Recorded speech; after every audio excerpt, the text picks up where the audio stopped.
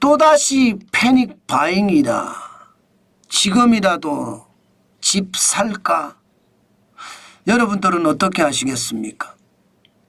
저는 여러분들에게 이미 여러 차례에 걸쳐서 민주당이 집권을 하면 집값이 올라갈 거다 예상을 해드렸습니다. 그만큼 말입니다. 그만큼 돈을 푸니까 돈의 가치는 떨어지죠. 실물의 가치는 올라갑니다. 그래서 집값이 올라간다 이 말입니다. 그동안 계속 들여왔어요. 게다가 시장의 공급도 적어요. 여기에 이재명 정부의 공약집에도 사기 신도시가 사라진 상태예요. 이런 상태로 집값이 안정될 수 있을까요? 일단 이거 한번 보시죠. 저는 지표로만 말하니까 지표를 가지고 설명을 드릴게요. 2025년 서울 부동산 시장 소비자 심리 지수입니다. 5월에 116.5입니다. 3월에 119.9까지 올라갔다가 5월에는 116.5까지 좀 떨어졌어요. 토지거래 허가구역이 지정되고 나서. 그렇지만 3월에 119.9나 5월에 116.5나 실제로 보면 상승 국면에 있는 거예요. 115가 넘으면 상승 국면이라고 했잖아요. 보합 국면은요 115에서 95고요. 하강 국면은 95 미만입니다. 지금 현재로 보면 말입니다. 현재로 보면 작년 말까지만 하더라도 보합 국면에 있다가 집값이 쭉쭉쭉 올라가고 있는 겁니다. 부동산 시장에 대한 소비자 심리 지수를 본 거잖아요. 좀 더 구체적으로 볼까요? 좀 더 구체적으로 보겠습니다. 좀 더 구체적으로 보면 서울 주택시장, 주택매매시장의 소비자 심리 지수를 볼게요. 이것을 보면요. 이미 패닉 바잉이 왔습니다. 보시는 것처럼 2025년 5월이 131.5입니다. 상승 국면이라도 115 이상이 상승 국면인데 131.5면 남들이 집을 사니까 아유 나도 집을 사야 되겠어. 지금 집 안 사면 영원히 못 살지도 몰라.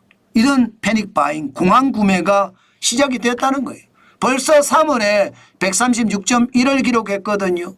난리도 아니죠. 지금 2020년 7월에 155.5는 아니에요.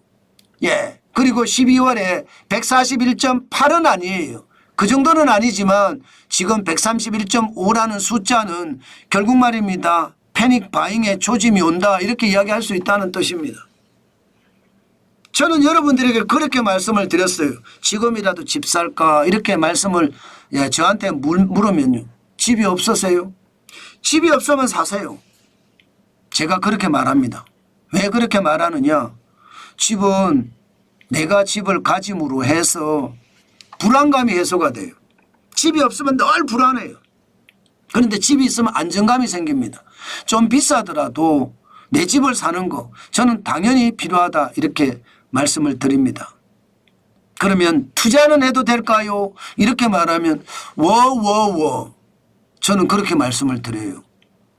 단기적으로 짧게 투자하는 거라면 투자해도 된다. 저는 그렇게 말씀을 드리지만 그것은 기술이 요하는 일이거든요. 세금의 문제도 확인해 봐야 하고요.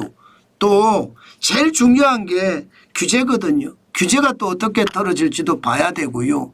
정부의 규제는요. 문재인 정부 때 우리가 경험을 했습니다. 어떤 규제가 터질지 모릅니다. 그런 것까지 감안을 해야 된다는 뜻입니다.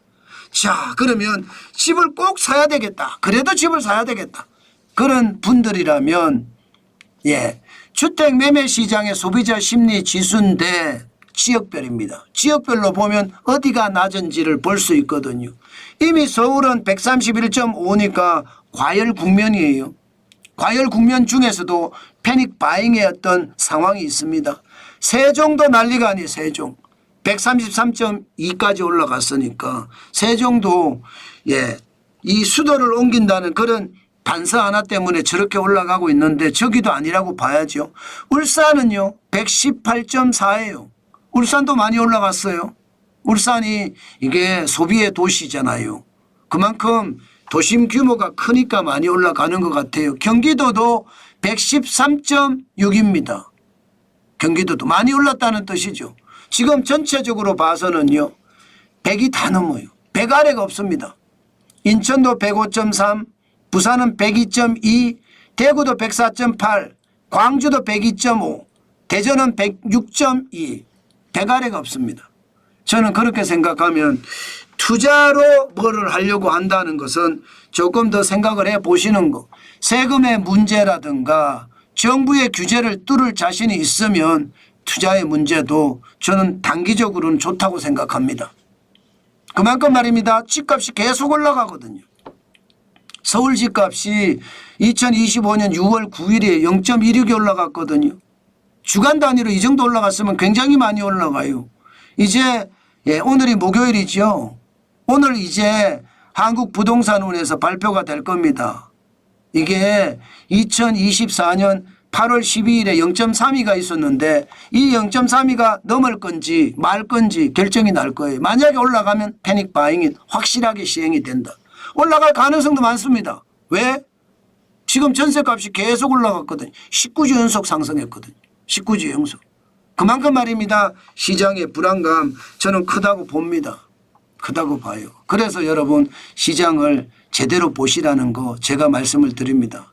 제가 부동산에 대해서 여러분들에게 계속 지표를 가지고 이야기를 합니다. 제 얘기가 들릴 때가 거의 없을 거예요. 왜냐하면 아주 세밀한 데이터까지 여러분들에게 제가 항상 보여드리거든요. 예, 현장에서 보는 데이터도 중요합니다. 그러나 제가 분석하는 데이터도 어떤 부동산 전문가보다도 제가 더 잘 분석한다고 저는 생각합니다. 항상 제 분석이 맞았고요. 저는 제 분석에 따라서 투자를 했었거든요. 예, 그만큼 말입니다. 시장의 어떤 상황 지금 보시면서 대응을 하시라 그 말씀 드리겠습니다. 여러분 집값은요 올라갈 수밖에 없습니다. 돈을 저렇게 풀어대는데 안 올라간다고요. 세금을 아마 굉장히 세게 매기면 또 모르겠어요. 집값은 올라갑니다. 당분간은 어떤 시기든 올라가요.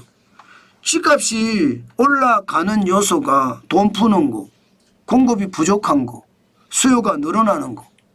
다 집값이 올라갈 수 있는 요소예요. 돈 푸는 게 한두 가지가 아니잖아요. 추경으로 돈 풀죠. 지역화폐로 돈 풀죠. 예, 빚 탕감해줘서 돈 풀죠. 세금 감면해서 돈 풀죠. 예, 청년 취업 뭐 어쩌고 저쩌고 하면서 돈 풀죠. 돈 풀기 때문에 제가 봐서는 집값이 올라갈 수밖에 없는 게 현실이 될 겁니다. 그렇기 때문에 여러분 진짜 열심히 보셔야 돼요. 저는 여러분 저는 전체 경제 전체를 총괄하면서 제가 여러분들에게 설명을 드리기 때문에 예, 제가 뭐 집을 사러 가거나 그러지 못합니다. 거시만 보잖아요. 제가 미시까지 잘 들어가지 않잖아요. 예, 미시까지 들어갈 때는 주식시장에는 미시까지 들어가지만 거시에서 제가 말 때가 많습니다. 예, 저는 거시를 보고 투자하는 투자 전문가 저는 그렇게 성장하고 싶거든요. 그것을 보시고 시장을 확인했으면 좋겠다. 그 말씀 오늘도 여러분에게 정확히 드리겠습니다.